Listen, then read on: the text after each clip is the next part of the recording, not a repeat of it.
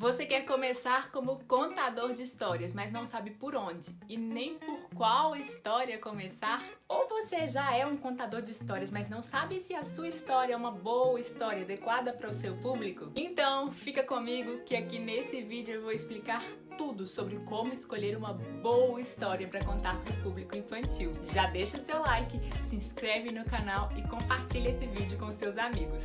Roda a vinheta! Websérie Brincando em 20. Toda semana um vídeo para você aprender a se tornar um brincante. Antes de mais nada, eu quero contar para vocês o que é escolher uma boa história. Bom, eu sempre recebo perguntas de como começar, de como escolher uma boa história. Mas vocês já pararam para pensar o que é uma boa história? Porque existem histórias de todos os jeitos, cheiros, tamanhos, cores e personagens, enfim. São muitas opções. Então, como saber se a minha história que eu quero contar, ela é uma história adequada, né? Como escolher? Então, antes de mais nada, eu acho muito importante a gente tentar dividir o que seria uma história adequada ou uma história inadequada. É muito legal a gente pensar que cada história vai ter o seu público, ou seja, se a gente está falando do público infantil, o que seria uma história adequada para o público infantil? Para mim, a história adequada é aquela que vai valorizar a infância, a cultura da infância, que vai enriquecer a experiência para a criança. Ou seja, se você está percebendo que aquela história está entregando mastigado já tudo que ela tem ali para contar para a criança, ou seja, entregando não só a história, não só a experiência, como também toda a interpretação única para a criança, então para mim essa é uma história que não valoriza a criança e, portanto, é uma história inadequada. Ou seja, é muito importante a gente pensar o que é que está estimulando a criança, o que é que está valorizando. E para mim eu sempre parto do pressuposto que aquela música ou brincadeira, ou mesmo uma história que subestima a capacidade da criança, ela é inadequada. Pense aí comigo. Quando eu era criança, eu gostaria de sentar e ouvir essa história. Eu gostaria de parar a minha experiência de uma festa super legal com vários doces, com vários brinquedos, talvez, para poder ouvir aquela história. Então é muito importante a gente pensar o que de fato está agregando para a criança e não aquilo que eu, como contador, pretendo que seja bom para a criança. Então, o que não está subestimando? Por exemplo, um exemplo prático para vocês entenderem. Vamos supor que eu vou contar a história de um menino que é muito esperto e sonhador. Eu posso simplesmente falar isso. Como eu posso também dizer qual é a cor do cabelo desse menino, qual é o tamanho desse menino, qual é o nariz desse menino, qual é o olho desse menino, e já deixar pronto, tão pronto, mastigado, tão mastigado, que a criança não vai ter o espaço de imaginação e de criação junto dessa história. Então, para mim, essas histórias elas vão sempre subestimando a capacidade da criança de participar. Iris, mas é um bebê, Iris, mas são crianças muito pequenas, tudo bem. Mas será que a criança não pode ter o espaço dela da dúvida, do não entendimento ou do entendimento à maneira dela? Quem somos nós para querer direcionar essa experiência?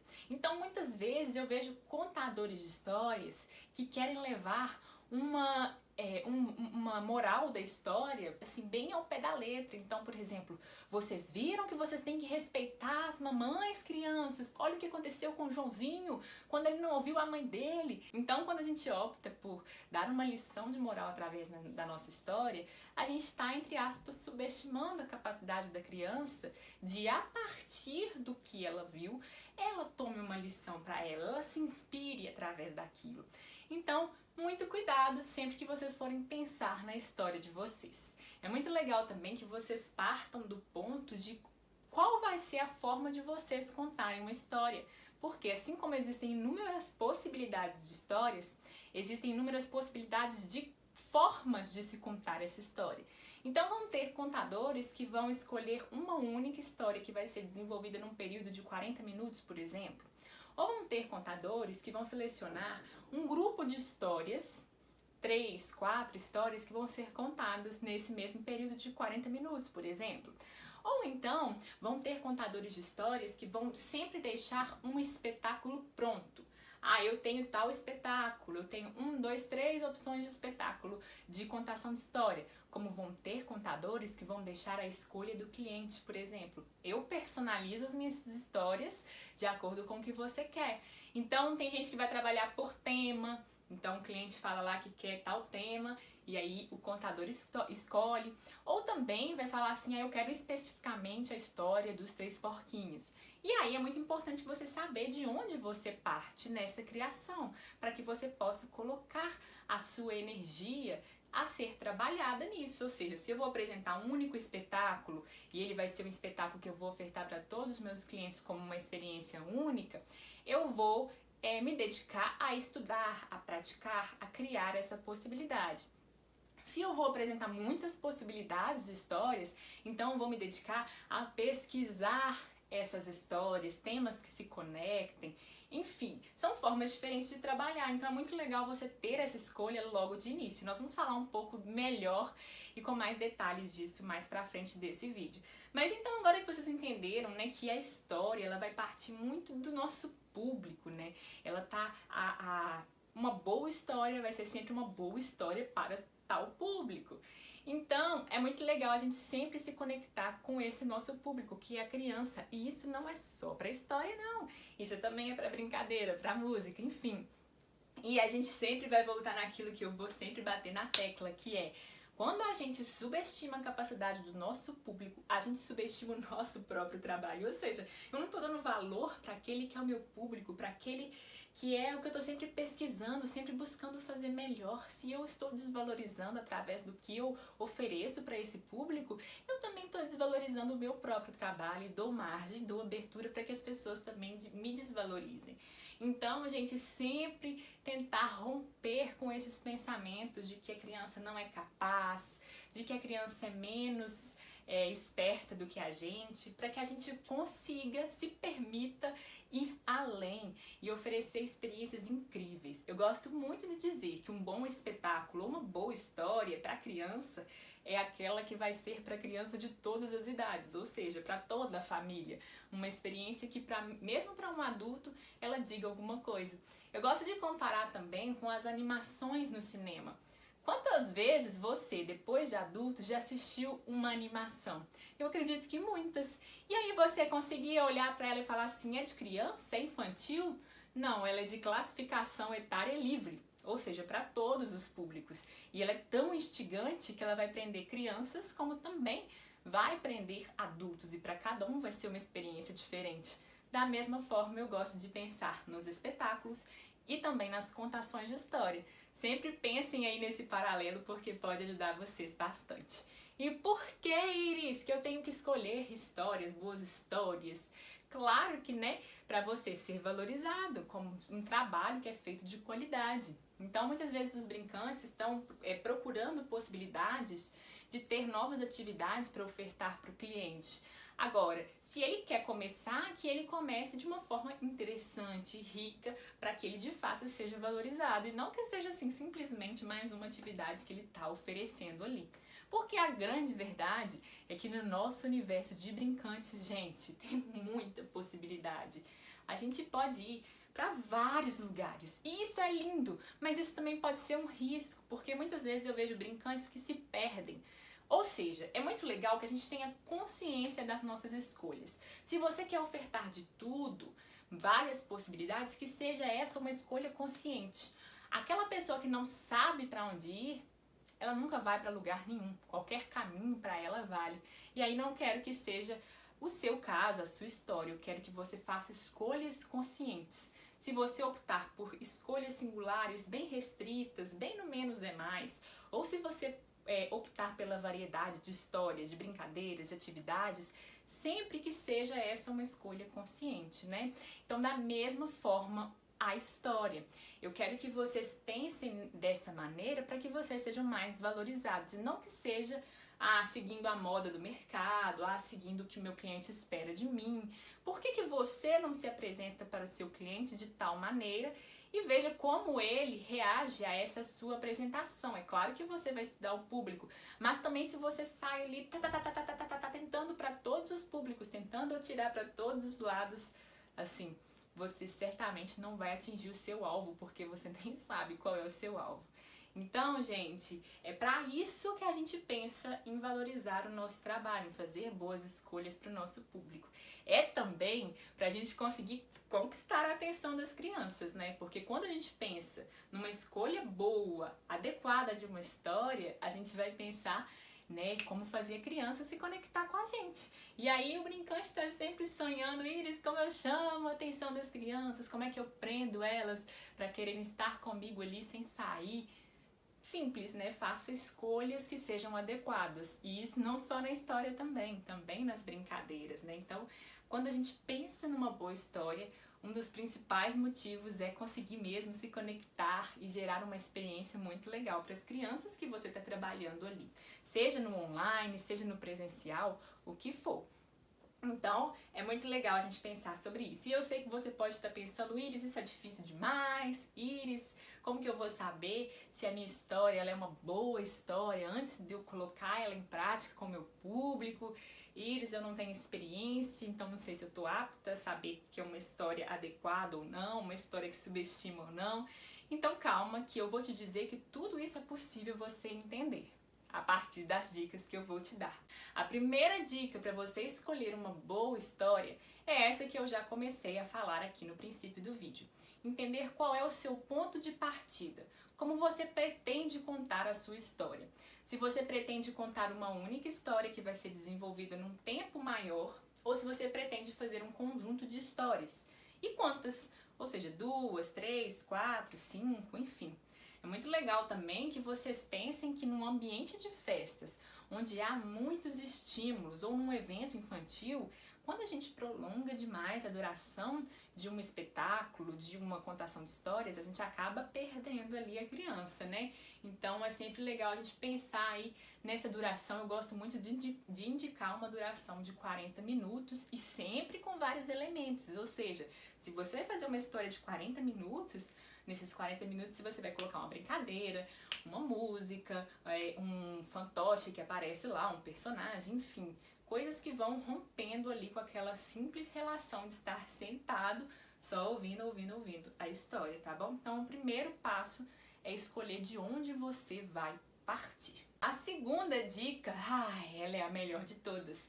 Ela é que você leia muito. Tire uma tarde e sente numa biblioteca da sua cidade onde você possa conhecer vários livros infantis. Procure em sites livros infantis que estejam disponibilizados e leia vários. Procure na sua estante, da sua família. Perceba, inclusive, se você tem ou não livros infantis, se você tinha ou não contato quando você era criança. E aí, se debruce nessas leituras, porque o contador de histórias, ele é antes de tudo um grande leitor. Você tem que estar sempre conectado com as palavras e leia de tudo. Leia poesias, leia contos populares, leia romances, livros infantis, livros adultos e vai sempre ampliando o seu repertório. Essa é a melhor dica. Iris, eu não gosto de ler. É inevitável. Comece a buscar aquilo que te gera prazer dentro dessa leitura, mas esteja sempre em pesquisa. Bom, um terceiro ponto que eu gosto de indicar como dica, mas assim, é pessoal, é começar pelos contos populares. Porque muitas vezes a gente quer abrir demais o nosso leque de possibilidades de histórias e a gente nunca sabe se eu tô gostando ou não dessa história, se ela tá interessante ou não. Mas, então, eu gosto de indicar começar essa pesquisa pelos contos populares. Muitos contos que envolvem os animais, a natureza, o folclore brasileiro. E a partir daí você vai conseguindo se apropriar desses pequenos contos que fazem parte, talvez, do nosso dia a dia, ou que você talvez já tenha escutado quando criança. Iris, tem gente que não gosta de contos populares, isso é verdade. Vai ser muito particular, por isso que eu disse que é uma dica particular minha. Então, você pode sim experimentar ler e ver se você encontra um outro estilo, mas a minha dica aqui para quem não tem ideia de por onde começar é começar a procurar esses contos que são de mais fácil acesso, tá bom? E aí, claro, já que eu falei dos livros e falei também dos contos, é muito legal a gente pensar nesse elemento físico aqui do livro, olha. Eu trouxe alguns exemplos de livros bem velhinhos que eu tenho na minha casa, que eram de quando eu era criança. E esses livros, eu queria mostrar para vocês um pouco da diferença dos livros que são ilustrados para os livros que têm ilustração.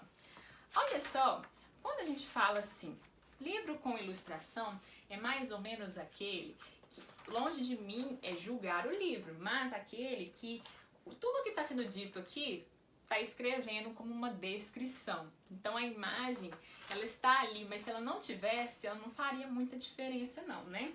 Então olha lá, o livro com ilustração, ele geralmente vai contar exatamente o que está voando, né? O que está acontecendo. Naquela tarde, quando o urubu pegou o violão e levantou o voo para a festa, a tartaruga estava quietinha, escondida lá dentro. Aí exatamente o que está acontecendo aqui na imagem. Esses são os livros com ilustração. Agora, olha só, quando eu pego esse livro aqui, que é um dos livros mais antigos, que é do Marcelo Xavier, um dos livros mais antigos que eu tenho, que é de um autor belo-horizontino, e os desenhos dele são todos feitos com modelagem em massinha. E aí, gente, chama Tem de Tudo Nessa Rua. E aí, pra mim, esse é um livro ilustrado, ou seja, a ilustração ela tem tanto valor ou mais quanto o texto escrito. A ilustração também é um texto. E aí, o mais legal desse livro, né, que ele tá falando, assim, ele tá tão velhinho, ele tá falando o que acontece na rua, por exemplo, tem pipoqueiro, tem comprador de papel velho, tem camelô, né, enfim. Mas a cada vez ele vai trazendo alguns elementos, assim, que estão juntos. Ou seja, observa, por exemplo, na expressão daqui desse vendedor, talvez, eu não sei se vocês conseguem ver. Observa também que tem um gatinho, tem um cachorro que está sempre escondido pelas histórias. Então, esses livros que são ilustrados, ou seja, a ilustração tem tanto valor, tem tanta comunicação quanto o texto, eles vão dizer muito, eles vão agregar muito à nossa contação de histórias. Então, eles também são legais para vocês, enquanto contadores, pensarem também na possibilidade ou de mediação de leitura ou de usufruírem através desses livros, né? A partir do momento que eu chego numa biblioteca, como é que eu observo o que é bacana para eu contar. Então aqui são essas dicas que eu trouxe para vocês. A primeira dica é de onde você pode passar, né? Qual ponto você pode partir, quantas histórias você quer contar, qual vai ser o seu estilo, né, de contação. A outra dica é que você leia muito. A terceira dica é que você comece pelos contos populares. E a quarta dica é que você comece a avaliar bem os livros, especialmente dividindo entre esses livros pela ilustração que eles trazem. Se as ilustrações elas simplesmente dizem o que o texto está dizendo ou se elas vão dizer outras coisas, se elas vão instigar também. Então, gente, a partir daí vocês vão poder conhecer mais e mais e mais histórias. A minha quinta dica é que vocês experimentem contar a história. Como assim, Iris? Simplesmente você grave vídeos contando uma história, você conte para o espelho ou que você conte para uma criança da sua família e veja como é que você lida com aquela história. Aquela história disse alguma coisa para você? Porque se ela disse, você provavelmente vai se emocionar, vai contar com ânimo, empolgação, excitação. Você pode observar, por exemplo, uma relação simples, que nesse vídeo que eu tô falando de algo que eu gosto muito, eu tô quase sem fôlego para falar disso. Enquanto nos outros vídeos eu costumo falar com mais calma, com uma fala mais leve, enquanto aqui eu tô assim super com várias informações na minha cabeça. Da mesma forma vai acontecer com a história, aquelas que se conectam, aqueles temas que pegam verdadeiramente, mexem verdadeiramente com a gente.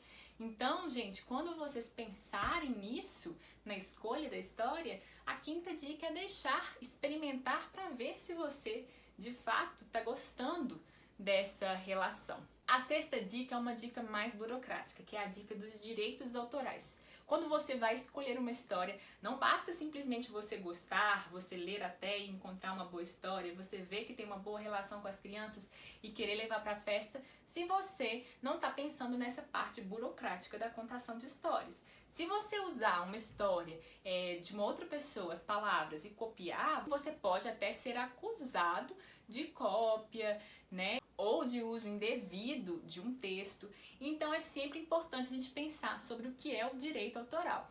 A gente pode dividir os textos entre dois tipos: aqueles que têm direitos autorais sobre eles, que são do autor ou da família do autor, e aqueles que são de domínio público. Textos que são de domínio público são textos de uma cultura, por exemplo, textos de contos populares, até por isso também que eu dei essa dica para vocês começarem com os contos populares. Ou então, aqueles em que o autor já morreu há muito tempo, talvez 70 anos, eu não sei que eles caem em domínio público, mas isso é importante você fazer uma pesquisa mais aprofundada. Como que eu te indico? Parta do texto que você escolheu. Eu escolhi o texto X, e aí eu vi que ele não é um texto de domínio público, então eu vou atrás do autor. Eu indico vocês que sim, procurem o autor e peçam a autorização dele, expliquem qual será o uso desse texto e pergunte para ele se ele autoriza. Em alguns casos, sim, o autor pode cobrar uma taxa pelo uso do texto dele, tá bom, gente? Isso é comum, muito comum também na criação de espetáculos teatrais, então por que seria diferente na contação de histórias? Então, é muito legal também vocês pensarem, especialmente quando vocês forem levar uma história para um espetáculo, né, para um teatro, para um festival de teatro, sim, você precisa de ter autorização.